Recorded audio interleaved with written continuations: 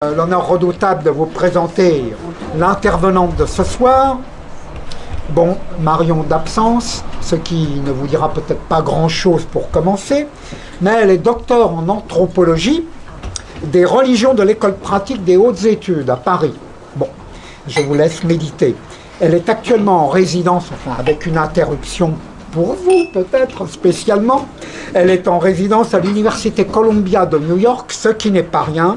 Elle enseigne sur le bouddhisme moderne. Vous ne vous étonnez donc pas que ça va être le sujet de ce soir, qui est un peu atypique par rapport à ce que nous abordons. Voilà. Alors, vive l'atypisme.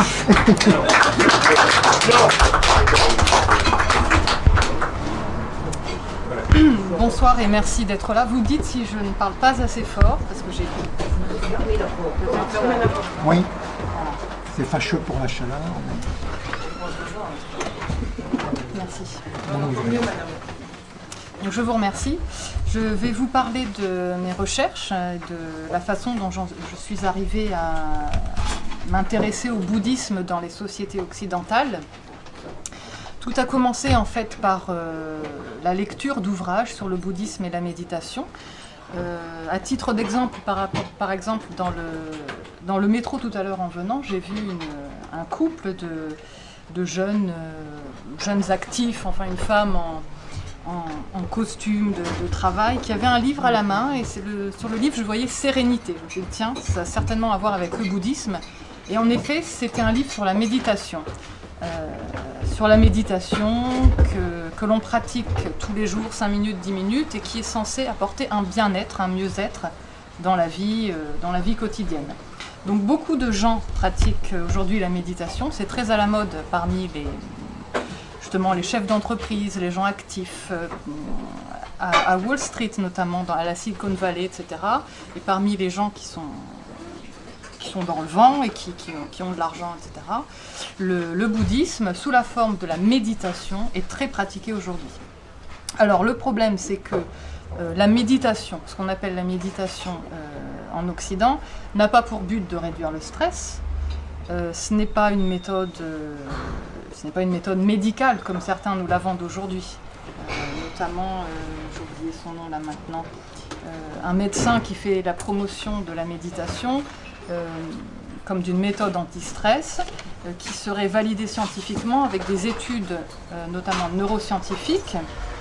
Par exemple, Mathieu Ricard en parle beaucoup. Donc le bouddhisme accorde évidemment une place à la méditation, mais elle n'a pas le sens qu'on lui attribue en Occident.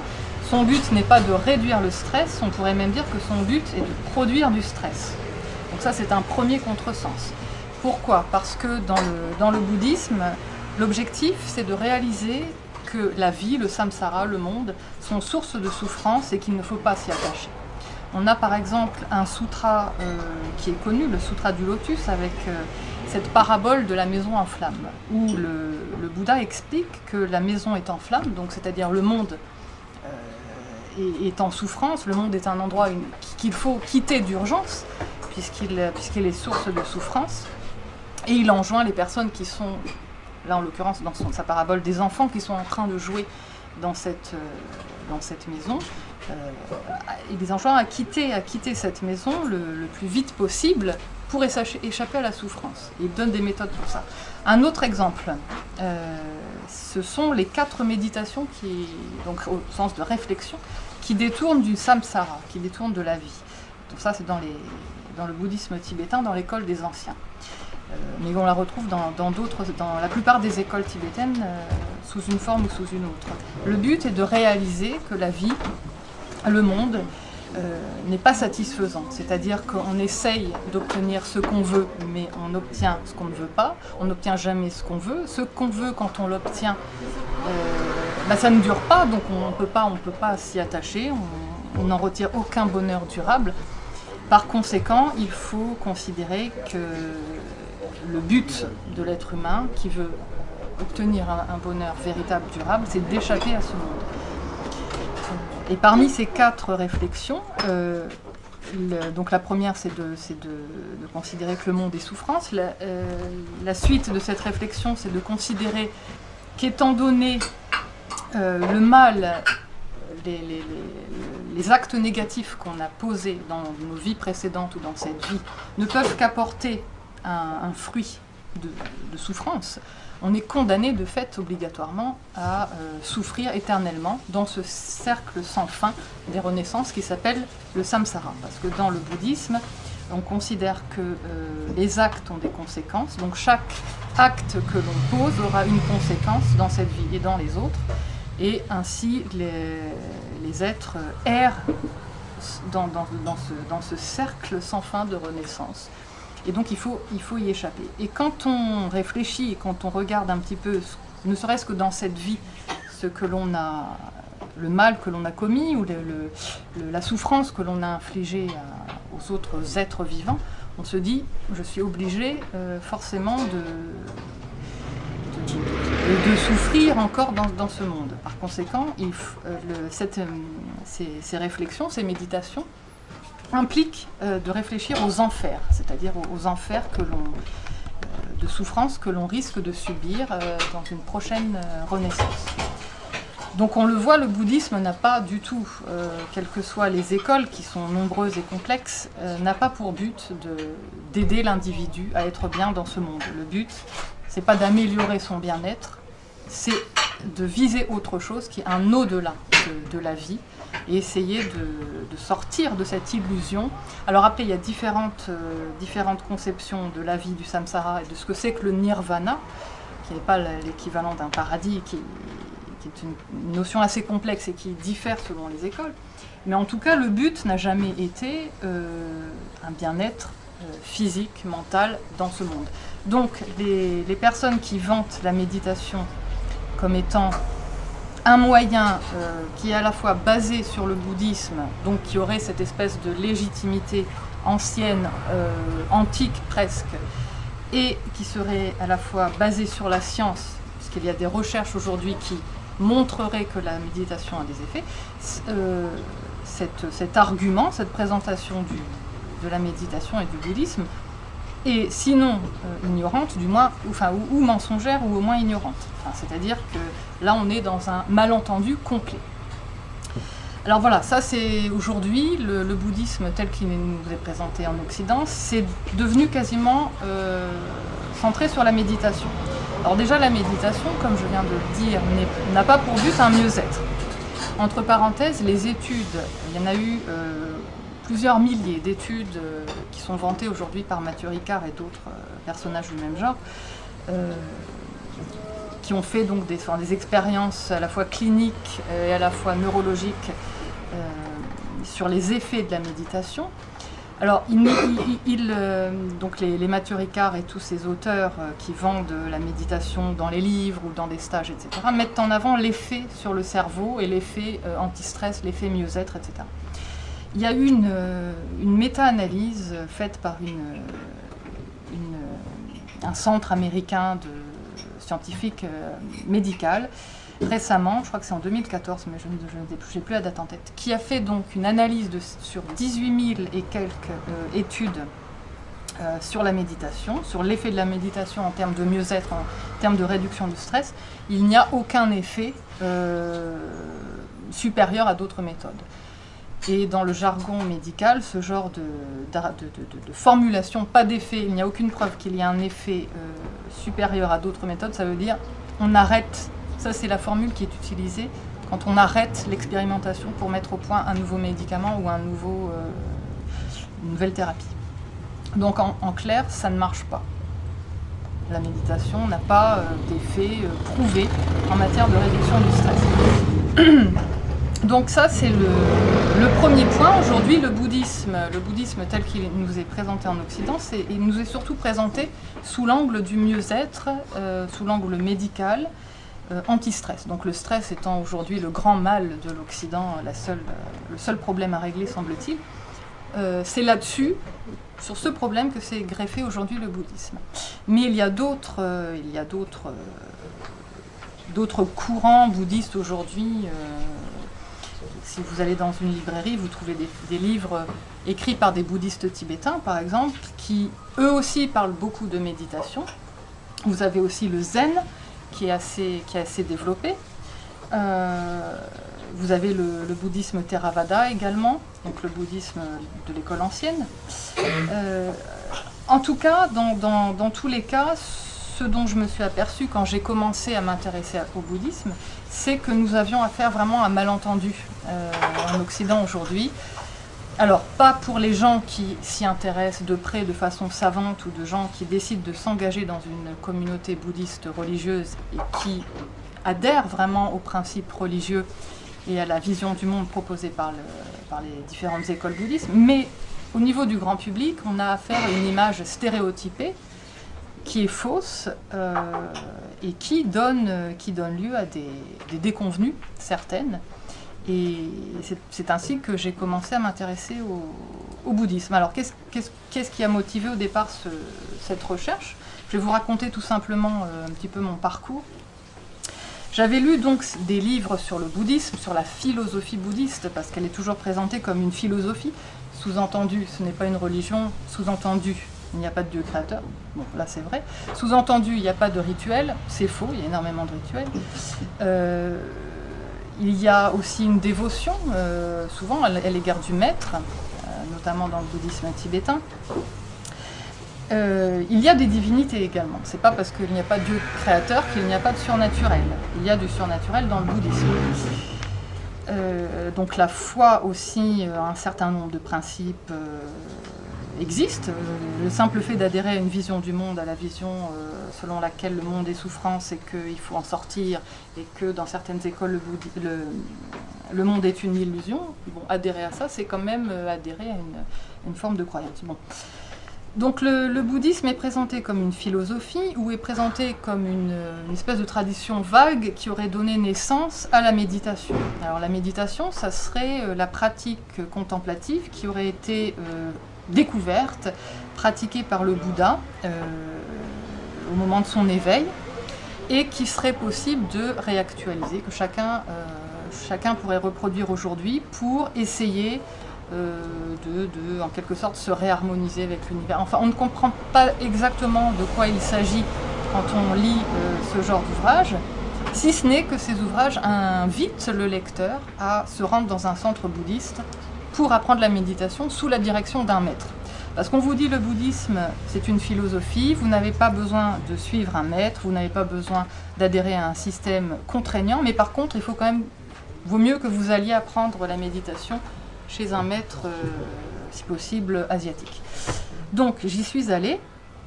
Alors, j'ai fréquenté pendant un certain temps un groupe bouddhiste tibétain qui se situait en Bretagne. Donc, j'ai suivi des cours, suivi des retraites. Et très rapidement, je me suis évidemment rendu compte que le bouddhisme tel qu'il était proposé par des Tibétains, donc on ne pouvait pas les taxer de mentir sur leur religion. Enfin, bon, a priori, on pouvait les croire.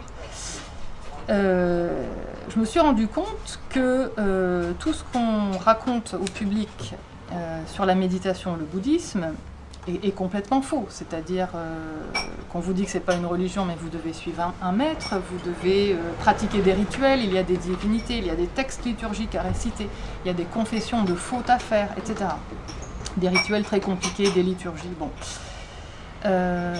Donc je me suis dit, il y a quand même un décalage entre ce que l'on nous dit, les discours sur le bouddhisme qui sont très à la mode actuellement, et la réalité du bouddhisme tel qu'il est conçu par les Asiatiques, en l'occurrence les Tibétains, mais par exemple au Japon aussi, on voit que le bouddhisme, personne ne s'intéresse au bouddhisme vraiment au Japon. C'est-à-dire l'image des pratiquants zen qui méditeraient chez eux sur un coussin assis sur un tailleur, c'est une invention occidentale essentiellement. Les Japonais, pour eux, le bouddhisme, c'est les enterrements, c'est les funérailles. Enfin, c'est pas des enterrements d'ailleurs, ce sont des crémations.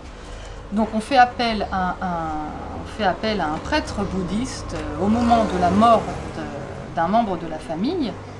Et c'est à ce moment-là qu'on parle de bouddhisme au Japon. Donc ce n'est pas du tout le zen, la méditation. Aujourd'hui, zen est devenu synonyme de calme, de détendu, de serein. Alors zen, c'est quand même un mot qui vient, qui se dit chan en chinois et qui vient du sanskrit dhyana, qui veut dire la concentration. Et si vous allez dans un centre, dans un monastère zen au Japon, ou que vous fréquentez des moines zen, ils sont tout sauf détendus quand même, enfin, comme de manière générale les Japonais dans leur culture. Donc il y a encore une fois un total malentendu sur zen, méditation, bouddhisme. Alors, ma recherche a consisté en deux étapes ou deux pans, si vous voulez. La première étape, donc, c'est le livre que j'ai écrit, issu d'une thèse, Les dévots du bouddhisme. Bon, je le montre, je ne sais pas si... Voilà, j'en ai deux exemplaires ici. Qui est une étude ethnographique, donc une enquête de terrain sur un centre bouddhiste tibétain que j'ai fréquenté pendant plusieurs années en France et qui est un réseau international qui est très dynamique, présent dans le monde entier, dirigé par un Tibétain et qui propose un bouddhisme soi-disant adapté au monde moderne, donc adapté aux Occidentaux, mais qui sera en même temps traditionnel. Bon. Ça, c'est la première recherche que j'ai effectuée, où je montre les décalages qui existent entre cette vision complètement livresque du bouddhisme qu'ont les Occidentaux, avec des attentes en termes de mieux-être, et la réalité qui leur est proposée, qui est en fait une religion qui est très compliquée, qui nécessite d'adhérer à un certain nombre une vision du monde particulière, d'accepter l'autorité d'un lama, qui est considéré non pas comme un simple instructeur, mais qui est considéré comme une forme de Bouddha, quelqu'un qui est éveillé, qui est capable de vous mener à l'éveil, et auquel vous devez une dévotion, une obéissance parfaite, quoi qu'il arrive. Et en particulier, s'il vous demande des choses qui vous paraissent immorales, insensées, c'est possible. Et c'est le cas de ce lama qui pratiquait ce qu'il appelle la folle sagesse, qui est un concept qui a une origine tibétaine, mais qui a été quand même mise au goût du jour par un lama qui a officié aux États-Unis, surtout dans les années 70, et qui a développé cette notion de folle sagesse comme une méthode de développement personnel un peu violente pour aider les Occidentaux à sortir de leur matérialisme spirituel. C'est-à-dire qu'il y a cette vision parmi les pratiquants bouddhistes occidentaux qui est entretenue et confortée par bon nombre de maîtres asiatiques, que les Occidentaux sont de vilains matérialistes et qu'ils n'ont plus de valeur spirituelle, qu'ils n'ont plus de... Ce sont des êtres qui vivent dans la richesse, mais qui sont à l'image des dieux qui vivent dans le bouddhisme, dans des paradis où ils ont tout ce qu'ils veulent, mais finalement ils sont malheureux. Voilà, donc les Occidentaux sont décrits comme ça dans ces centres bouddhistes, et les Occidentaux qui pratiquent le bouddhisme adhèrent généralement à cette version des choses, cette vision des choses. Donc en tout cas, pour revenir à ce lama, il a développé un enseignement qui est basé sur la folle sagesse, donc c'est-à-dire qu'on lui doit obéissance totale, même lorsqu'il demande à ses disciples féminines de le servir sexuellement, lorsqu'il demande à ses disciples hommes et femmes de le servir. Alors le service au maître est quelque chose qui est traditionnel, sauf que lui, il profite lui et d'autres, profitent de la crédulité et de l'ignorance des Occidentaux, qui ne connaissent pas les usages tibétains et qui n'ont pas de repères, mettent en place des systèmes qui ressemblent fort à ce qu'on appelle en Occident une secte. Bon, les choses sont compliquées, le mot secte ne convient pas, mais voilà en somme. C'est-à-dire donc la première partie de ma recherche, qui a abouti à ce livre, était de montrer que les Occidentaux arrivaient avec une image du bouddhisme complètement déconnectée des réalités asiatiques, avec donc une image qui leur est décrite, qui leur est vendue dans des livres, dans des émissions, Mathieu Ricard, etc. Ils arrivent et on leur propose finalement tout autre chose, qui est à la fois quelque chose de traditionnellement tibétain ou japonais ou autre, mais qui à la fois, comme ils n'ont pas les repères, pour comprendre et savoir discerner entre ce qui est acceptable et ce qui ne l'est pas, aboutit à des espèces de no man's land, on pourrait dire, enfin une espèce d'endroit où régi par des règles qui sont jamais claires en fait. Donc ça, c'est disons la première enquête. On pourra en parler si vous voulez plus tard. Et là, le travail que je suis en train de faire actuellement, c'est de revenir sur les raisons de ce malentendu. Une fois qu'on a identifié ce malentendu, qu'on voit qu'il y a des problèmes, que la réalité ne correspond pas au discours, on peut se dire mais comment ça se fait? Comment ça se fait que les Occidentaux s'imaginent que le bouddhisme est une philosophie qui n'a rien à voir avec la religion, que la méditation serait la pratique principale du bouddhisme, alors que la méditation pour les Asiatiques, c'est une pratique, comme on dit, de virtuose, c'est-à-dire ce sont des ascètes, ce sont des gens qui consacrent leur vie en tant que moine ou en tant qu'ascètes complètement à l'écart de la société. Les laïcs, au Tibet par exemple, ne pratiquent pas la méditation. En général, enfin je parle sous contrôle, mais les pratiques des laïcs, des non-religieux, consistent plutôt à faire des offrandes aux monastères pour aider financièrement les monastères et pour recevoir en retour aussi une sorte de bénédiction, si vous voulez, une sorte de karma positif. Voilà. Et puis, en Asie, c'est aussi beaucoup le culte des reliques. Donc, comme le rappelle Donald Lopez, donc un tibétologue et un bouddhologue américain, il rappelle dans un livre, je vous le traduis, l'histoire du bouddhisme, que le premier don du Bouddha à l'humanité n'a pas été un enseignement. Le premier don du Bouddha à l'humanité a été un cheveu qu'il a arraché à sa tête. C'est-à-dire que quand les anciens ascètes, enfin les ascètes avec qui il avait un moment essayé avec qui il avait pratiqué pour essayer d'atteindre l'illumination par des pratiques ascétiques, quand ils sont venus le trouver en disant « Bon, tu as atteint l'éveil, maintenant donne-nous le fruit de ton... dis-nous ce qu'il faut faire, enfin, donne-nous quelque chose », il a arraché un cheveu de sa tête et il l'a donné. C'était une relique. Le premier don du Bouddha au monde, c'était une relique, non pas un enseignement. Et les premiers actes des sociétés bouddhistes, au départ, c'était d'implanter des stupas, c'était donc des reliquaires. C'était de marquer le territoire par la présence du Bouddha, par des reliques du Bouddha. Alors, bien sûr, le Bouddha a enseigné. On ne va pas dire que le Bouddha s'est contenté de promouvoir sa propre vénération. Mais, alors déjà, il est très difficile de savoir ce qu'a enseigné exactement le Bouddha. D'après les spécialistes, bon, on ne sait pas exactement. Tout ce qu'on peut... tout ce sur quoi les écoles bouddhistes s'accordent, c'est de dire que Siddhartha Gautama, qui est un ancien prince qui a abandonné sa famille, son royaume pour essayer d'atteindre l'éveil par des pratiques ascétiques et par d'autres pratiques, et que finalement il a atteint l'illumination seul sous l'arbre de la Bodhi, lui a permis de connaître la vérité sur la vie, sur le monde. Voilà, bon. Toutes les écoles bouddhistes se réfèrent à cette expérience, sans jamais vraiment trop savoir exactement en quoi consistait l'expérience en question.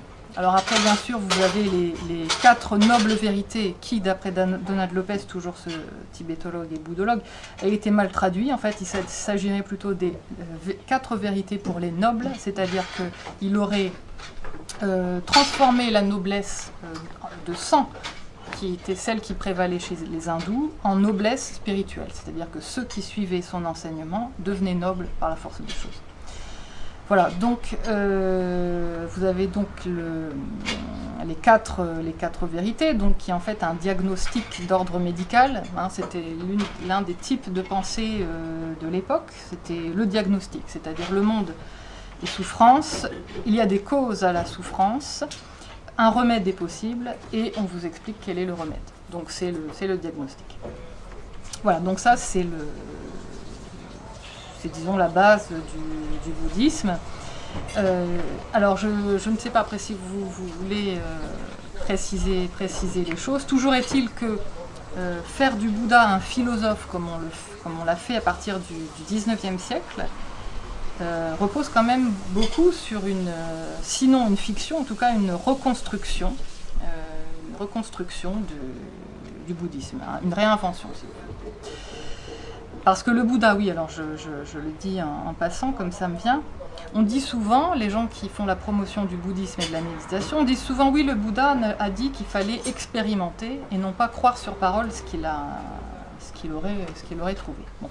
Alors c'est vrai qu'on trouve dans les textes cette référence, mais comme le rappelle encore une fois Donald Lopez, ce tibétologue, il aurait aussi dit, en tout cas on trouve dans les Écritures cette parole qui lui est attribuée, de dire que si vous croyez que Gautama, l'ascète, détient son savoir uniquement de l'observation et de son intelligence, et si vous ne croyez pas qu'il a des pouvoirs surnaturels qui lui permettent d'être omniscient, de tout savoir, celui qui ne croit pas ça, celui qui ne croit pas que Gautama a des pouvoirs surnaturels, celui-là ira en enfer. Donc, on retient ce qui nous arrange dans le bouddhisme. Voilà, c'est ça l'idée clé. Et donc, le deuxième volet de mon étude sur le bouddhisme en Occident, c'est de revenir sur les causes, justement. Faire comme le Bouddha, on voit où est le problème aujourd'hui, il y a un malentendu. Quelles sont les causes du problème? Alors, les causes du problème ont déjà été partiellement éclaircies par des historiens, et je vais vous en dire deux mots.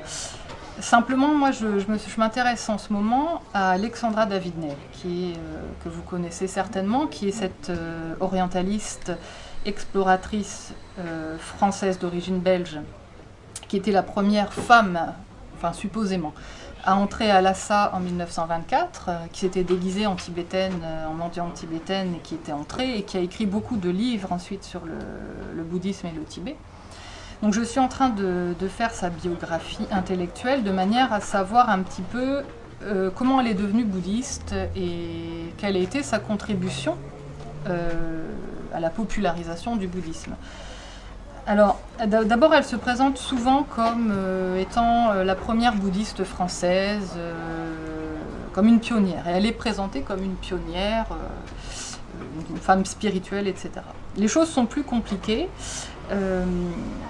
Et en fait, le fait de faire cette biographie permet d'élucider pas mal de choses, pas mal de raisons, pas mal de causes. Ça permet d'éclaircir les contextes dans lesquels le bouddhisme s'est constitué en Occident comme justement cette religion idéale qui n'en serait pas une en fait. C'est-à-dire c'est une philosophie, comment dire, certains parlent même d'hygiène, de vie, ou voilà, enfin, une spiritualité de substitution au christianisme qui serait idéale. Et on voit en étudiant la vie d'Alexandra David-Néel comment ça a pu advenir cette fiction. Alors, certains chercheurs se sont penchés sur les travaux d'Eugène Burnouf, par exemple, au XIXe siècle. Et il s'avère que c'est lui qui aurait créé cette image de Bouddha philosophe. Alors aujourd'hui, donc, on présente le Bouddha comme étant un homme normal, comme étant, donc n'étant pas divin, étant un philosophe révolutionnaire. Il aurait brisé le système des castes de l'hindouisme. Il n'aurait jamais demandé que l'on le croie sur parole, il aurait complètement évacué la question de l'origine du monde, bon, ce qui est vrai. Il n'aurait pas incité à se référer à des dieux, donc la foi est exclue, etc. Quand on regarde ces allégations, le Bouddha philosophe, le Bouddha qui ne parle pas de foi, le fait qu'il n'y ait pas de Dieu créateur, le fait que ce soit rationnel, le terme rationnel revient souvent, c'est-à-dire qu'il n'y aurait pas de croyance en des choses surnaturelles, il n'y aurait pas de croyance dans une cosmogonie. Bon, le monde, c'est le monde, il n'y a pas de Dieu, il n'y a pas d'être qu'on n'est pas capable de voir. Le surnaturel n'existe pas. Quand on voit ces allégations, on se rend compte que, étrangement, ça ressemble à l'inverse exact du christianisme et de Jésus. Alors, c'est pas miraculeusement que le Bouddha serait l'inverse exact du Christ. C'est pas que ça tombe bien, c'est que ça a été inventé comme ça, du moins partiellement, ça a été réinventé. Pour vous donner un petit peu une idée des façons dont on regardait le Bouddha et le bouddhisme aux époques antérieures au XIXe siècle. Alors les rapports entre l'Occident et le bouddhisme remonteraient au IIIe siècle, 2e, 3e siècle, avec notamment Clément d'Alexandrie. Simplement, c'était des contacts... bon, il n'y a pas grand-chose, si vous voulez. Par contre, c'est plus tard, notamment 16e, 17e siècle, où avec les voyageurs et les missionnaires qui vont en Asie, il y a beaucoup de récits ethnographiques, de récits de voyageurs, de missionnaires, qui expliquent quels sont les différents cultes qu'ils trouvent à Ceylan, en Chine, en Thaïlande, au Japon, etc. Et rapidement, en fait, ils se sont rendus compte que cette statue qu'on voyait, cette idole, parce que pour eux c'était une idole, ils se sont rendus compte, surtout à partir du XVIIe siècle, fin XVIe, début XVIIe siècle, qu'il s'agissait de la même idole. Simplement, elle était un petit peu différente en Chine, au Japon, en Thaïlande, au Laos, etc. Mais pour eux, c'était une idole parmi parmi l'ensemble immense de la religion païenne, du paganisme. Parce que avant le XIXe siècle, ce qu'on appelle aujourd'hui les religions étaient classées en quatre catégories. Il y avait le christianisme, le judaïsme, le mahométisme, on parlait à l'époque ainsi, et le paganisme, qui était la plus vaste des catégories. Et le bouddhisme faisait partie du paganisme. On trouvait donc cette idole qui n'était pas encore identifiée comme le Bouddha, et qui portait différents noms. Alors les chercheurs ont trouvé jusqu'à plus de 300 noms pour désigner le Bouddha avant le 19e siècle. Donc il y avait Sagamoni Borkan par exemple, c'était le terme employé par Marco Polo, et puis d'autres, Shakabu, Bouddha, enfin différents termes. À partir du XVIIe siècle, donc, on a compris qu'il s'agissait de cette même idole, mais on ne savait pas d'où elle venait, et on ne savait pas quel était son enseignement. Et on ne savait pas si c'était une idole, ou si c'était donc une divinité, ou si c'était un personnage historique.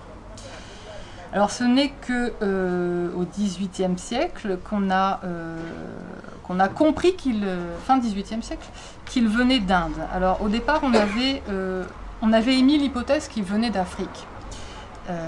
Parce qu'il avait les cheveux très bouclés et le nez épaté. Finalement, c'est la thèse qui est correcte de l'origine indienne qui a prévalu, et donc on avait identifié cette figure du Bouddha. Bon. Mais ça restait une idole, ça restait une divinité, ou peut-être le fondateur ou un enseignant asiatique parmi d'autres. Ce n'est qu'à partir de la moitié du XIXe siècle que la figure du Bouddha philosophe, à partir de cette époque-là, la figure du Bouddha philosophe a émergé. Celle qu'on a aujourd'hui, que par exemple Frédéric Lenoir nous dépeint à longueur d'ouvrage, par exemple un ouvrage qui date un peu déjà de Jésus, Socrate et Bouddha, alors, tous dans le même sac, des philosophes révolutionnaires. Bon. Mais cette idée de philosophe, de Bouddha philosophe, vient essentiellement en fait d'un orientaliste qui s'appelle Eugène Burnouf, qui a vers 1840 reçu des manuscrits sanscrits qui venaient du Népal par un employé, un officier britannique qui était en Inde à ce moment-là, Oxon, et qui a trouvé sur un marché, qui s'est procuré des manuscrits sanscrits qui parlaient de Bouddha. Et donc il les a envoyés aux sociétés savantes orientalistes européennes pour que ce soit traduit et que ce soit commenté. Et un bon paquet de manuscrits est arrivé entre les mains d'Eugène Burnouf, qui était un philologue, dont le père était un éminent spécialiste de grec et de latin, lui-même spécialiste de grec et de latin et d'autres langues orientales, et il s'est mis au sanskrit, et le fils Eugène s'est mis au sanskrit à cette époque-là, et il était très content d'avoir du grain à moudre avec ces textes. Alors, tout ça se passe dans le contexte de ce qu'on a appelé la Renaissance orientale. La Renaissance orientale, au XIXe siècle, c'était l'idée que, en somme, on pourrait dire ça comme ça, la Renaissance, la première Renaissance des lettres gréco-latines, n'était pas allée suffisamment loin dans le temps. Et on n'avait pas assez liquidé l'héritage judéo-chrétien, qui à l'époque était perçu comme sémite, sémitique. Donc c'était à cette époque-là qu'on a commencé à parler de race indo-européenne, à partir des langues qu'ils ont découvertes et dont ils ont compris ou supposé qu'elles venaient du sanskrit. Donc d'un côté, les peuples et les langues indo-européennes, et de l'autre, le peuple et la culture sémitique, qu'on voulait rejeter, enfin que certains voulaient rejeter, parce que c'était justement la Bible, le judaïsme et le christianisme. Donc, à partir de cette époque-là, découverte du sanskrit, découverte des textes sanscrits, on s'est dit l'Inde est la mère des civilisations, et c'est d'Inde que doit revenir une nouvelle régénération de l'Europe. Et donc, on va appeler ça la Renaissance orientale. Donc on attendait de l'Inde, et donc des savants qui étaient capables de nous parler de l'Inde et de ressusciter des textes de penseurs anciens, qu'ils régénèrent la civilisation occidentale qui était perçue comme décadente. Et notamment décadente parce qu'elle a été contaminée par le sémitisme. Alors, Eugène Burnouf, outre le fait qu'il ait été un linguiste très, très talentueux, il était aussi un ami et disciple de Michelet et quelqu'un qui était très anticlérical. Donc tous ces gens-là étaient quand même animés, c'était pas la soif de la connaissance uniquement, il y avait des motifs idéologiques évidemment. Et en tout cas, c'est lui qui a traduit nombre de textes bouddhistes qui sont aujourd'hui connus, notamment le Sutra du Lotus, et qui a dépeint le Bouddha comme étant un philosophe briseur de caste, un philosophe, tout ce qu'il y a de plus humain, qui demandait simplement que l'on fasse preuve de raison et non pas de foi, non pas de superstition ou autre. Et il a notamment classé les sutras en deux catégories. Les sutras qu'il a trouvés les a classés en deux catégories. Les sutras simples et les sutras complexes. Les sutras, ce sont des textes, des paroles attribuées au Bouddha. Les sutras simples étaient les sutras qui étaient le plus conformes, qui étaient les plus matérialistes, si on veut. C'est-à-dire, il n'y avait pas de surnaturel, c'est simplement un Bouddha qui fait un enseignement. Les sutras complexes, c'était ceux qui développaient des visions du monde complexes avec des dieux, avec la question de la foi, les pouvoirs surnaturels du Bouddha, qui est une sorte de Superman en fait, le Bouddha dans ses traditions. Donc il a considéré que les sutras simples étaient les sutras originels, donc ils étaient vrais. Par contre, les sutras complexes, c'est une déformation qui est venue plus tard parce que les gens sont un peu bêtes, ils sont superstitieux et ils ajoutent tout un tas de croyances à un enseignement qui au départ est très logique, très rationnel, etc. Bon, les savants aujourd'hui savent qu'il n'en est pas ainsi, qu'il y avait du magique, il y avait du surnaturel dès le départ. Il n'y a pas eu comme ça une espèce de dégradation du bouddhisme, même s'il y a quand même eu des ajouts de l'hybridation au moment où le bouddhisme rencontrait d'autres cultures. Mais il est faux de dire qu'au départ le bouddhisme était quelque chose de très rationnel et qu'ensuite ça a dégénéré. Les choses sont plus compliquées. Donc c'est à partir d'Eugène Burnouf qu'on a cette image du Bouddha philosophe. Alors le Bouddha philosophe, donc quand on regarde de près, c'est vraiment l'antithèse du Christ. C'est comme je l'ai dit, et c'est pour ça que ça a plu à cette époque-là, et c'est pour ça que ça plaît toujours aujourd'hui.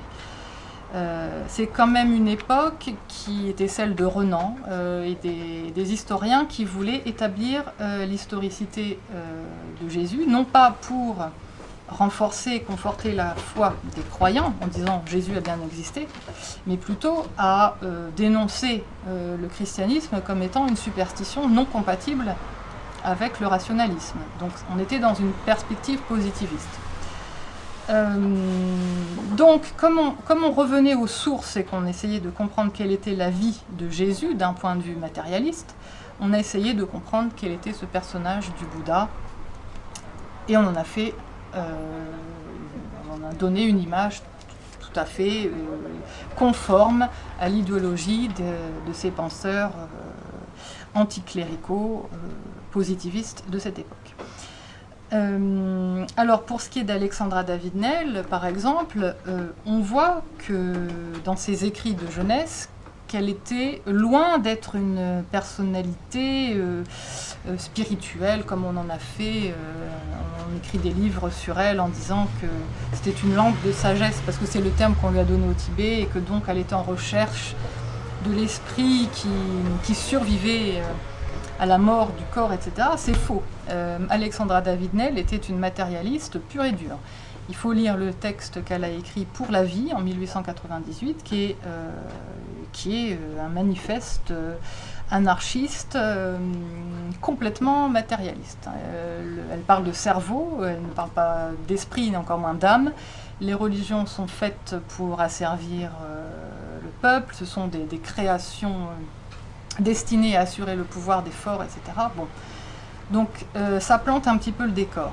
En sachant qu'Alexandra David-Néel, qui n'était pas d'ailleurs la seule parisienne à l'époque à s'intéresser au bouddhisme, puisque d'après un écrivain et journaliste qui s'appelait Jules Bois, et qui était un ami de Huysmans, qui a fait des espèces de petites enquêtes ethnographiques.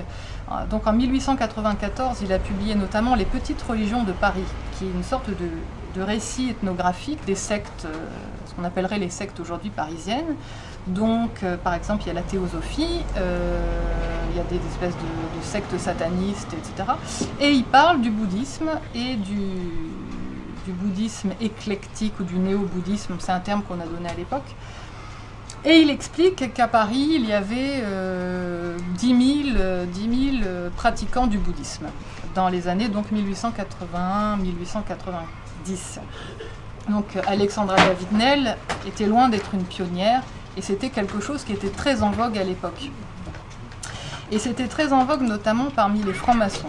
Alexandra David-Néel était franc-maçonne, et comme beaucoup de francs-maçons, elle était théosophe en même temps, donc les deux réseaux étaient très liés. La différence, c'est que dans l'obédience où elle était, le droit humain, c'était extrêmement militant dans tout ce qui est anticléricalisme, athéisme, matérialisme, tandis que dans la théosophie, c'était des courants spiritualistes, c'est-à-dire qu'on pensait, on croyait en une vie après la mort, en une survie de l'esprit. Ne croyaient pas les matérialistes, évidemment. Donc la théosophie, oui, c'est un mouvement qui a été créé en 1875 à New York par une médium russe exilée, Elena Blavatsky, et un ancien colonel et journaliste américain, le colonel Olcott. Ils ont fondé, au moment de cette vogue des tables tournantes du médiumnisme, de toutes ces recherches sur ce qu'on appelait les sciences psychiques, c'est-à-dire essayer de comprendre les phénomènes surnaturels et les pouvoirs de l'esprit, les pouvoirs occultes et les pouvoirs insoupçonnés de l'esprit. Ils ont créé cette société dont le but était de former un noyau de fraternité universelle. Donc c'est très proche de la franc-maçonnerie finalement. Le but est de constituer un groupe, une élite mondiale qui serait plus éclairée que les autres, et pour lesquels toutes les religions disent à peu près la même chose si on enlève la superficie, la surface. Il ne reste rien, mais bon. Voilà, donc le but c'était d'unifier les religions, de créer une fraternité universelle et d'essayer de développer les pouvoirs cachés de l'esprit, c'est-à-dire par exemple la télépathie, des choses comme ça. Donc la théosophie a pris un essor fulgurant, notamment grâce au charisme de Madame Blavatsky, qui était au départ une médium parmi d'autres. Il n'y avait absolument rien d'exceptionnel, et cette société, quand elle a été créée, elle ne savait même pas ce qu'elle voulait faire, la société. Au départ, c'était très vague. Simplement, par un concours de circonstances et en raison du fait qu'elle se soit implantée en Inde, qu'elle ait décidé de transférer son siège social de New York à l'Inde, ça a pris un essor fulgurant parce que les hindous se sont dit, voilà des occidentaux qui sont en train de nous dire que notre héritage culturel à nous, notre religion, l'hindouisme et puis aussi le bouddhisme, sont finalement très rationnels et sont même compatibles avec la science, tout à fait sur un plan d'égalité, voire supérieur au christianisme. Donc nous, ça nous intéresse. Et c'est comme ça que la théosophie a pris de l'essor dans le monde entier, finalement. Et puis Madame Blavatsky a développé ce qu'elle appelait la doctrine secrète, qui serait la vraie religion, hein, la substantifique moelle en quelque sorte, ou le noyau commun à toutes les religions. Donc c'est un pavé qui est illisible, même les théosophes ne comprennent pas vraiment ce que c'est. Hein. Mais donc et en fait c'était donc là je me réfère aux travaux par exemple de Victor Stokowski, mais d'autres aussi. La théosophie c'est en fait une forme de gnosticisme. Ça repose sur les traditions gnostiques anciennes auxquelles sont venus se surajouter, un petit peu saupoudrer comme ça, des petits mots d'hindouisme, des petits mots de bouddhisme. Ça fait un micmac dont la structure réelle est le gnosticisme et dont l'apparence est orientale. Et avec ça, cette tradition a fait florès vraiment, elle s'est diffusée dans le monde entier et c'est venu à Paris, enfin en France, très rapidement après la création, parce que les idées de la théosophie se sont diffusées par les revues, notamment les revues spirites. Donc les gens qui faisaient, Allan Kardec, etc., les gens qui s'intéressaient à la communication avec les esprits des morts. Donc la théosophie s'est diffusée en France et c'est dans ces réseaux que le bouddhisme a émergé comme l'une des religions qui se rapprochait le plus de la doctrine secrète, et le Bouddha a été interprété dans ces milieux-là comme un initié. Un initié, donc, c'est-à-dire c'est l'élite des gens qui sont illuminés, qui ont reçu la doctrine secrète, la doctrine cachée, la doctrine ésotérique, qui est cachée aux profanes, mais que les gens qui ont reçu l'enseignement oral comprennent. Donc le Bouddha, alors en France, c'est surtout l'œuvre de Chouret, Édouard Chouret, qui a écrit Les Grands Initiés, publié en 1889, et qui a diffusé les idées théosophiques en disant Rama, Krishna, Bouddha, Pythagore, Moïse, ce sont des initiés. Ce sont des gens qui, dans différentes religions, dans différentes cultures, ont en fait reçu la même chose, mais ça a pris des formes différentes. Mais ces formes-là, c'est pas grave. Ce qui compte, c'est l'essence de ce qu'ils ont dit. Simplement, bien sûr, ça ne correspond pas à ce que les historiens ont compris. C'est-à-dire que le judaïsme, Pythagore et le Bouddha, ça ne dit pas du tout la même chose. Mais d'après les théosophes, il s'agissait d'une doctrine secrète qui était transmise oralement. Alors l'image qu'ils utilisent est assez intéressante. C'est une image qui est aussi utilisée en franc-maçonnerie, dans tous les réseaux, dans toutes les traditions ésotériques, occultes. C'est l'image du temple. Donc le temple, tout le monde peut voir l'extérieur. Bon, mais dans ce temple ou dans cette cathédrale, par exemple, il y a des symboles. Il y a des symboles, mais seuls ceux qui sont initiés, seuls ceux qui ont reçu l'enseignement oral d'un maître sont capables de décrypter le sens de ce symbole.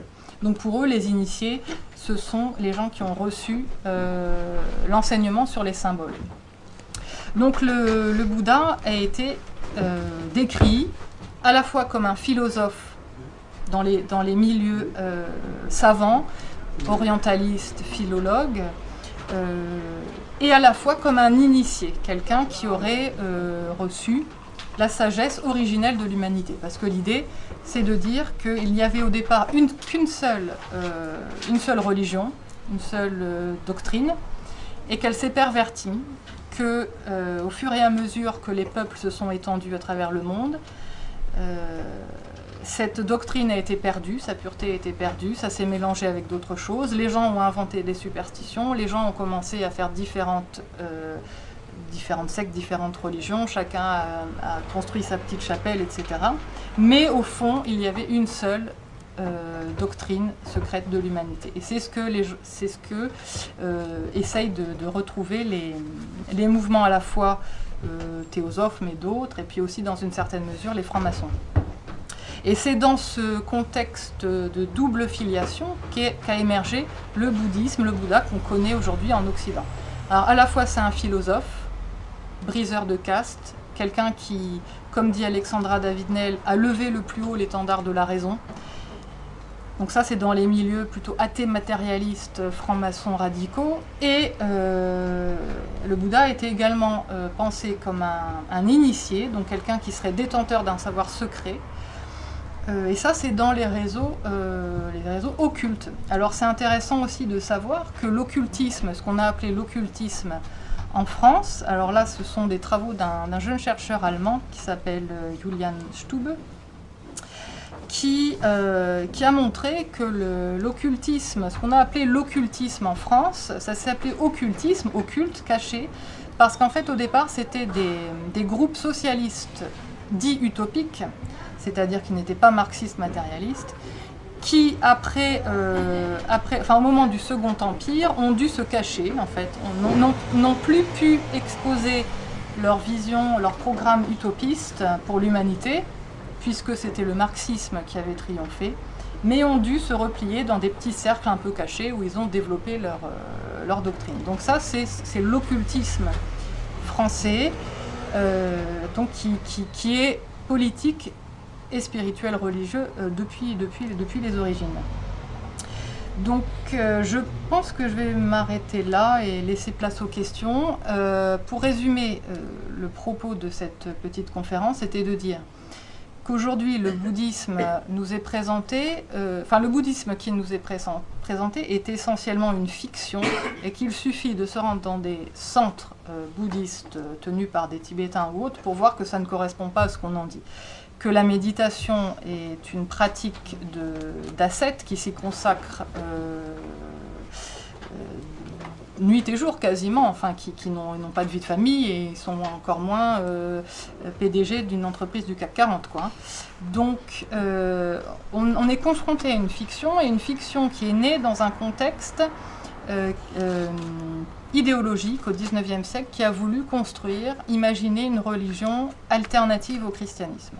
Donc c'est pas un hasard que le bouddhisme soit présenté aujourd'hui comme l'antithèse du christianisme en disant c'est pas une religion mais une philosophie, c'est basé sur la méditation, il n'y a pas de foi, il n'y a pas de surnaturel, etc. C'est en bonne partie une invention. Alors après, le bouddhisme, c'est pas pour critiquer le bouddhisme, hein, parce que quelquefois on me fait ce procès que je critique le bouddhisme. Je ne critique pas le bouddhisme, je voudrais simplement dire que ce qu'on appelle bouddhisme, nous, ce n'est pas le bouddhisme des Asiatiques. Et si on s'intéresse vraiment au bouddhisme, il faut mettre tout sur la table. Il faut regarder ce que c'est vraiment que le bouddhisme, et c'est éventuellement critiquable d'un point de vue théologique, d'un point de vue doctrinal, d'un point de vue moral même, parce que certaines écoles considèrent que vous êtes une illusion de mon esprit, donc d'un point de vue moral, on pourrait dire que c'est pas très grave si éventuellement je commets du mal à votre rencontre. Bon, les choses sont plus compliquées, mais en tout cas, il y a des choses à discuter dans le bouddhisme des Asiatiques. Mais ce qu'il faut savoir, et c'était le propos de cette conférence, c'est que le bouddhisme qu'on nous sert actuellement, et notamment la méditation, c'est une invention qui avait pour but essentiellement de proposer un contre-modèle au christianisme, à une époque où la franc-maçonnerie commençait à œuvrer contre le christianisme. Le bouddhisme, tel qu'on le connaît, c'est un produit de la sécularisation européenne. Voilà, en gros. Alors, donc je suis disponible pour les questions.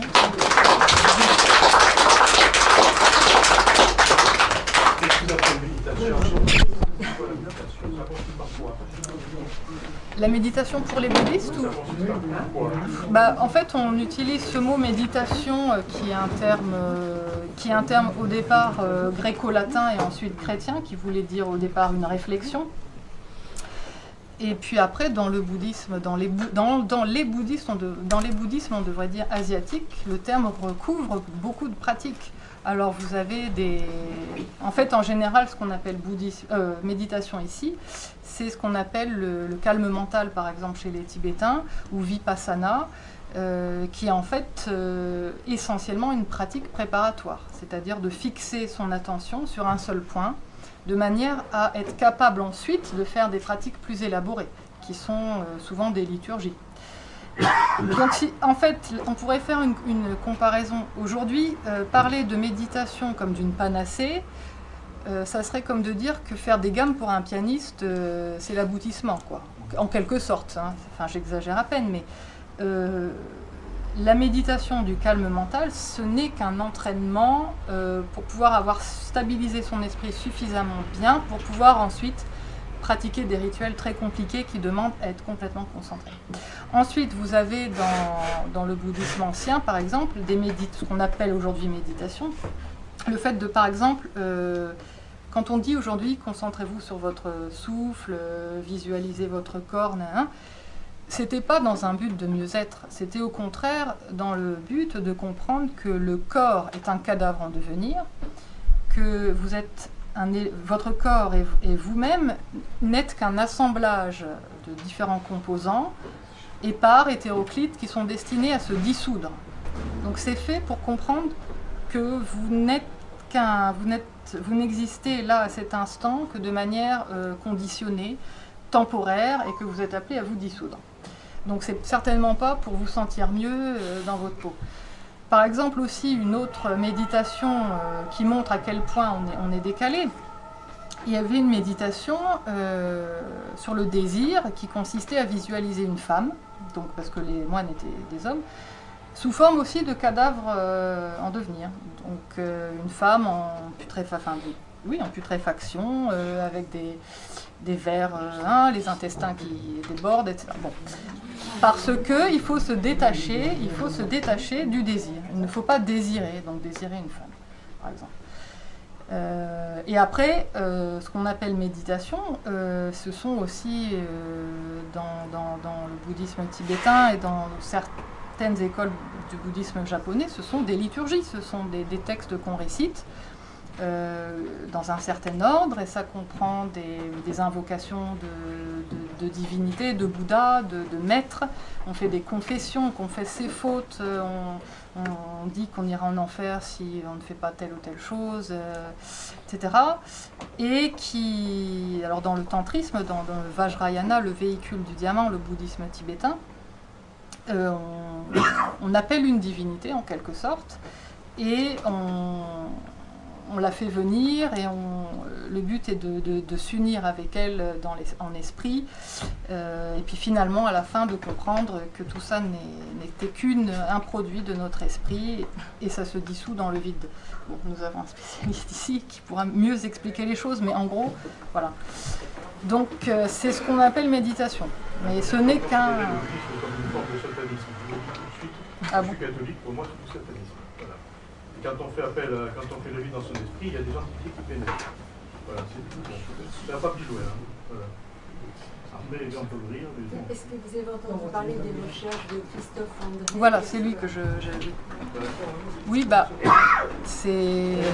ce sont des études qui sont biaisées, et j'ai parlé avec un chercheur en médecine du CNRS récemment. Et c'est lui qui m'a donné cette information de la méta-analyse de 18 000 et quelques études scientifiques qui concluent qu'il n'y a pas d'effet. Il n'y a pas plus d'effet qu'un antidépresseur ou autre chose. Oui, je voulais vous dire, j'ai été assez longtemps dans le bouddhisme, et il y a deux choses qui m'ont effrayée. C'est d'une part, il y a les puissances américaines, il y a de très grands... milliardaires qui payent ces centres, et c'est conçu comme une arme contre le christianisme, il n'y a pas de doute. Il y a en particulier la famille Haynes qui donne des milliards pour entretenir le Dalai Lama. Alors là c'est vraiment comique, on nous dit le Dalai Lama il a une vie très simple, il vit comme un pacha, on l'emmène de ci, de là. Quand il vient à Paris, je le sais, je l'ai vu, on lui réserve le meilleur hôtel là. Et comme il est trop pur, son corps est tellement pur qu'il ne faut pas qu'il rentre en contact avec la literie, les meubles qui sont dans l'hôtel. Il faut que des gens viennent lui virent tous ces meubles, les meubles de l'hôtel, de la chambre de luxe, et qu'on mette des meubles tout nouveaux. Parce que sinon, qu'est-ce qui va lui arriver? C'est incroyable. Il y a une marge entre ce qu'on nous dit. Je suis allée à une conférence du Dalai Lama. J'étais révoltée. Il a été invité par la France. Je ne sais plus quel était le ministre des Affaires étrangères. On lui a offert je ne sais plus quoi. Et moi, je l'ai entendu. Quelqu'un, alors il a fait une conférence, toute chose mauvaise qu'on faisait, on le payait immédiatement ou 10 ans après, etc. Et donc il a dit de lui-même, il a dit, et vous Français qui avez été aussi horribles avec les musulmans, vous allez voir ce qui va vous arriver, ils vont pouvoir vous dominer et vous allez payer le karma, le mauvais karma que vous avez accumulé à leur égard. Le type, il est venu invité par la France et il nous dégomme dans une conférence. Bon, ça c'est horrible. Et en particulier, madame, il y a quelque chose d'affreux qui détruit les gens, leur bonté. C'est ce qu'on appelle la réincarnation avec la nécessité de payer le mauvais karma. J'ai vu des gens qui sont rentrés avec moi, là, dans le bouddhisme, qui sont devenus sans cœur. C'est-à-dire, vous voyez quelqu'un, vous apprenez que quelqu'un est mort à 35 ans, la réaction de tout le monde, c'est « Ah ben alors, il a dû être très méchant dans la vie précédente pour avoir la vie aussi courte. La vie brève est un signe que vous avez été horrible dans la vie. Si vous souffrez l'horreur, vous avez des maladies effroyables, c'est parce que vous avez été méchant. » J'ai entendu une conférence d'un moine qu'on a fait venir là du Tibet. Il y avait la liste, tous les malheurs qu'on avait, tous les malheurs, c'est on payait parce qu'on avait fait la vie d'avant. Donc, non seulement vous souffrez, mais vous êtes coupable et vous ne savez pas de quoi. Si on vous tue dans la rue, je le dis bien, si on vous tue dans la rue, c'est parce que vous avez tué la même personne dans la vie antérieure. J'ai vu les gens se dégrader au niveau moral, se dégrader. Ils n'ont plus de cœur. Il faut vraiment rentrer de là-dedans de près pour voir ce qui arrive. C'est très très grave. Et les finances qui sont là-dedans, c'est invraisemblable. Et alors on vous raconte en plus des histoires qu'il y a la médecine tibétaine, etc. Donc il y a des gens qui vont voir les médecins tibétains là-bas au Népal. Et pendant ce temps, j'avais un ami suisse qui m'a dit, nous on a eu à soigner le Dalai Lama là en Suisse. C'est hallucinant quoi. Parce qu'il est mal soigné en Inde. Je pense qu'il y a des forces du mal et que cette secte elle a été encouragée pour détruire le christianisme. Elle a été encouragée par des gens qui ont la haine du christianisme, la haine de Dieu, et ces gens-là ils encouragent tout ce qui est mauvais. Voilà, l'islam, le bouddhisme et tout ce qui s'ensuit. Oui, moi je ne connaissais pas les liens entre la philosophie et le bouddhisme, et ça ne m'étonne pas du tout. Parce que quand on voit, moi je fais tous les salons bio, dans les salons bio, il n'y a jamais évidemment de représentants chrétiens et tout ça. Il y a toujours des théosophes qui sont là, etc., pour promouvoir le truc, donc ils sont manipulés par la formation, je sais pas, plus ou moins satanée. Et puis il y a aussi des salons bio qui sont des salons soi-disant zen et Bouddha, pour que des gens, alors bien pour les produits, moi j'ai pas pour ça, et ça, on n'est pas très à l'aise là-dedans, on a plein de trucs, je sais pas, c'est bizarre. Et ça donc les liens ne m'étonnent pas du tout, c'est très bizarre. Que pensez-vous des bouddhistes qui combattent les musulmans en Inde là, à l'heure actuelle? Qu'est-ce qu'on peut en penser? Est-ce une bonne chose, une mauvaise? Je pense pas que ce soit une bonne chose de faire la guerre. Bon, je ne sais pas. En Birmanie, c'est sûr. En Birmanie, n'est-ce pas? Non, c'est aussi en Inde. L'Inde n'est pas bouddhiste. L'Inde est hindouiste. C'est en Birmanie. Ou alors oui, c'est peut-être en Birmanie, mais je crois bien aussi l'avoir lu en Inde. Il y a que des Bah oui, bouddhistes. on a vu ça dans le film. Il y a Vous quand même des savez, bouddhistes en le Inde. fameux film. Et bon, Il les brûle carrément comme des cafards. Qu'est-ce par que- des centaines. oui, qu'est-ce qu'on peut en penser? C'est une réaction nationale, si vous voulez. Enfin, Oui. c'est pas parce que les gens ont des croyances religieuses bizarres qui sont... Vous savez, même si vous lisez saint Thomas, il y a deux choses, n'est-ce pas? Il y a la morale naturelle, et puis après, il y a la dimension surnaturelle. Dans le bouddhisme, d'abord, c'est des êtres humains, donc ils peuvent avoir toutes les passions du monde. Puis par ailleurs, ils peuvent aussi avoir, sur le plan de la morale naturelle, estimer que la cohésion nationale n'est possible que dans certaines circonstances, vous voyez. Oui. Mais alors, imputer ça au bouddhisme, c'est vrai que c'est très choquant quand on voit des religieux bouddhistes, surtout en rapport avec la représentation qu'on en donne en Occident, qui tiennent des discours patriotiques un peu pimentés, si vous voulez. Oui. Enfin, en même temps, est-ce que c'est nous qui allons leur reprocher ça? Je veux dire, enfin, si vous voulez, c'est juste que là, pour le compte, on peut dire que c'est la morale naturelle qui prend le pas sur... après, bon, il y a des situations un peu de guerre civile violente, hein, je sais pas, ça c'est une autre affaire. On ne peut pas imputer au bouddhisme complètement ce que les gens font, qui est bien ou qui est mal, en fonction de principes qui ne relèvent pas vraiment du bouddhisme en l'occurrence. Parce que le bouddhisme n'a aucune pensée politique. Oui, madame, s'il vous plaît, il faut que je parte, excusez-moi. Il y a deux choses encore que j'ai vues, c'est effroyable. Ils arrivent lorsque les parents sont bien intégrés dans une cellule de bouddhistes tibétains, et s'ils sont un peu faibles d'esprit, lorsqu'un maître meurt ou quelqu'un, on arrive à convaincre les parents que le bébé qu'ils viennent d'avoir, ils font appel à des astrologues, c'est la réincarnation du maître. Le gamin, il est arraché à sa famille. Il est mis dans le monastère. J'ai vu un pauvre gamin américain, il était tout seul de blanc, avec des habits de moine. Toutes les fois, c'était au Népal, et toutes les fois qu'il voyait un Américain, il venait, il disait « Tu as vu ma maman? Est-ce qu'elle va venir? Tu as vu ma maman ?» La mère l'a mis là. Je ne sais pas ce qui s'est passé. Et en Californie, à Los Angeles, j'ai assisté à une grande réunion d'intronisation d'un môme qui était tout petit, peut-être 2 ans. Pareil, arraché à ses parents. Ses parents étaient très modestes et un peu bêtes. Et le maître leur a prouvé par A plus B avec l'astrologie que le gamin qu'ils avaient, c'était la réincarnation de machin. Et qu'il fallait qu'ils le laissent à eux. Le gamin, il est resté avec le... Je ne sais pas ce qu'il est devenu, hein, c'était il y a 15 ans. Vous perdez complètement le bon sens à cause de cette idée de réincarnation. C'est une idée extrêmement grave, là, l'idée de réincarnation, extrêmement grave. Vraiment, j'espère que vous allez étudier ça de près. C'est horrible, horrible. Ça enlève la bonté, ça vous permet de voler. Moi, je considère que c'est du vol d'enfant, ça. Du vol d'enfant. Le pauvre gamin, au Népal, il était tout seul. Il disait, où est ma maman, est-ce qu'elle va venir? C'est affreux.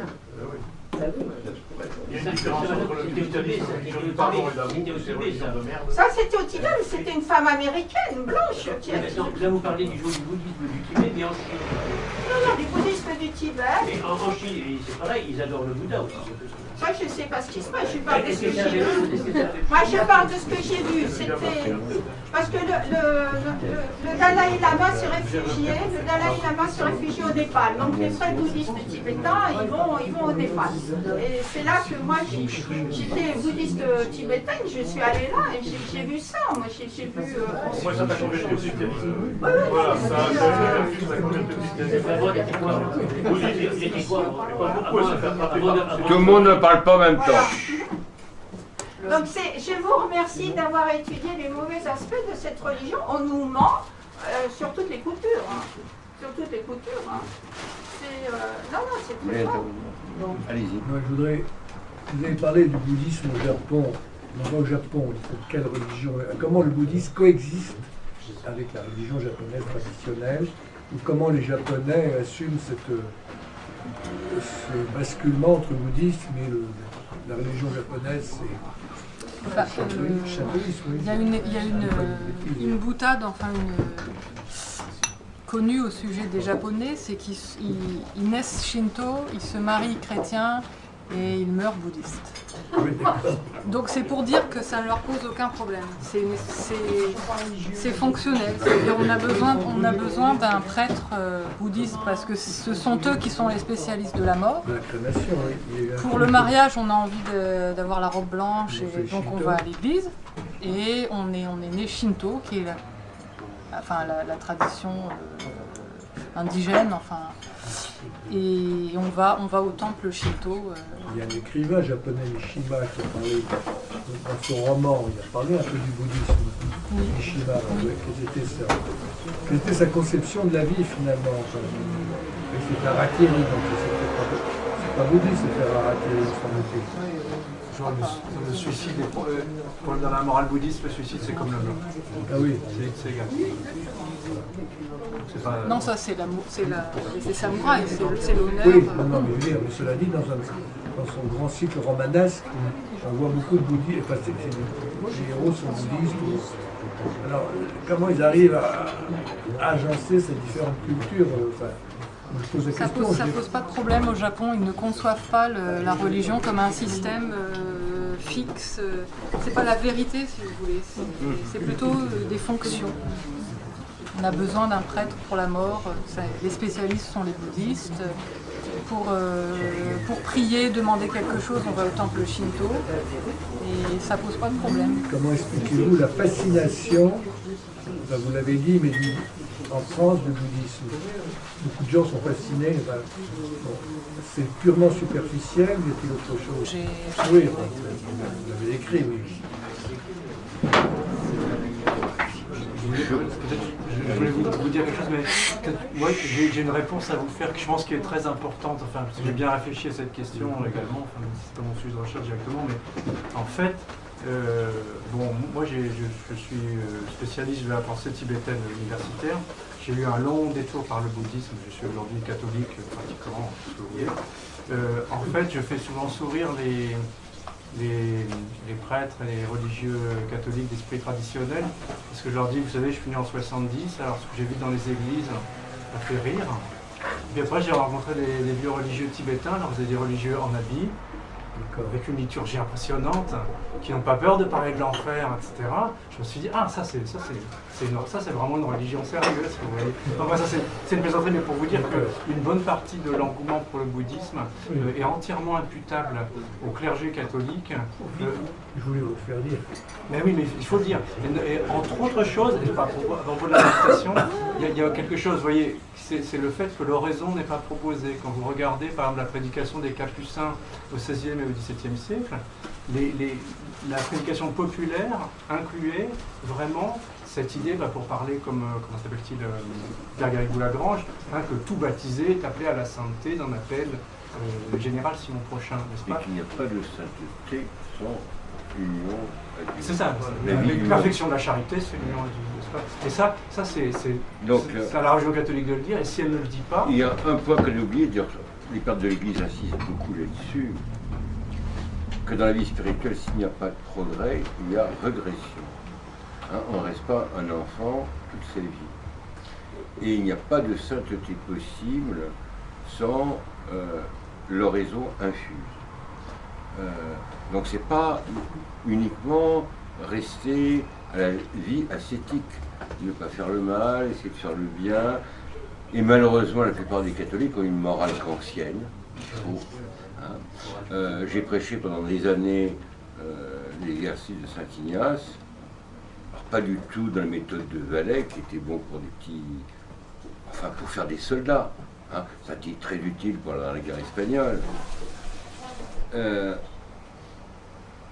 La raison essentielle pour une conversion, c'est la gloire accidentelle que l'homme peut apporter à Dieu. Mais ça, la plupart des prêtres ne savent plus ce que c'est. Et le problème est là. Continue. Alors, autrement, je voulais vous demander si vous connaissiez, parce que ça va tout à fait dans votre sens, le livre de Philippe Muret, le 19e siècle à travers, comment ça s'appelle, le 19e siècle à travers les âges, qui invente ce concept génial qui est l'occulto-socialisme. Ça qui s'intéresse justement à ce fait extrêmement curieux qu'en fait, dans la pensée française du 19e siècle notamment, c'est la même chose. Enfin, oui, c'est Victor Hugo qui fait tourner les tables. C'est-à-dire, en fait, c'est les mêmes qui sont dans l'ultra-progressisme. Mais c'est un phénomène européen.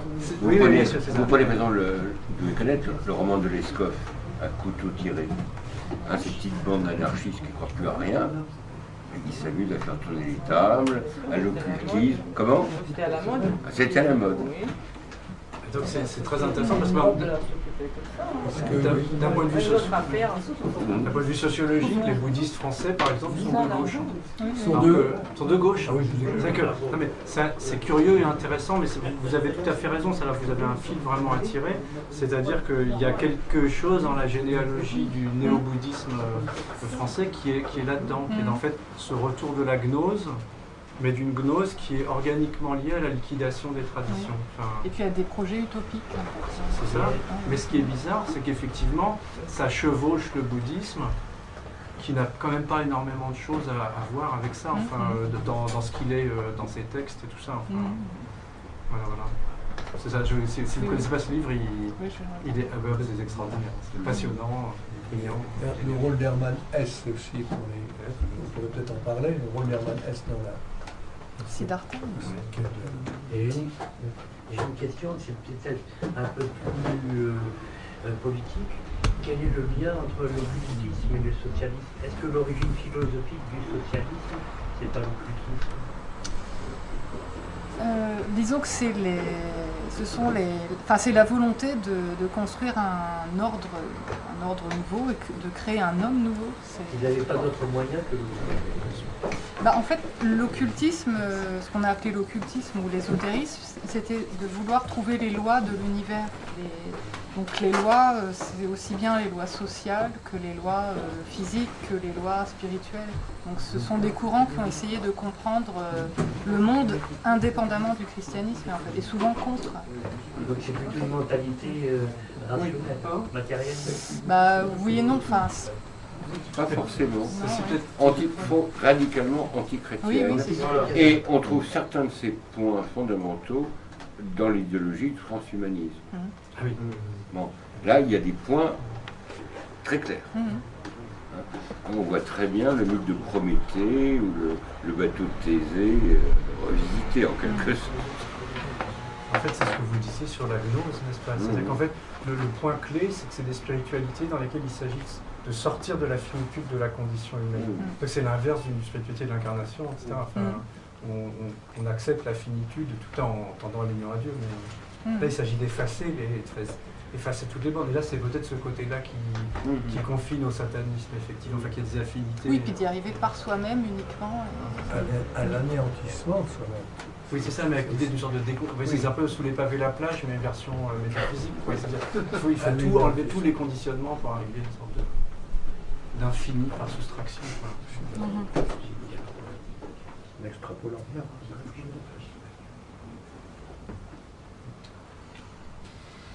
Et est-ce que vous diriez que tous les mouvements occultistes ont encore une actualité politique à l'heure actuelle? Il me semble. C'est une question ouverte. Brûlante. Ils sont cachés même plus. Bien ouverte. Ils sont cachés même plus. Brûlante. Une question bien ouverte.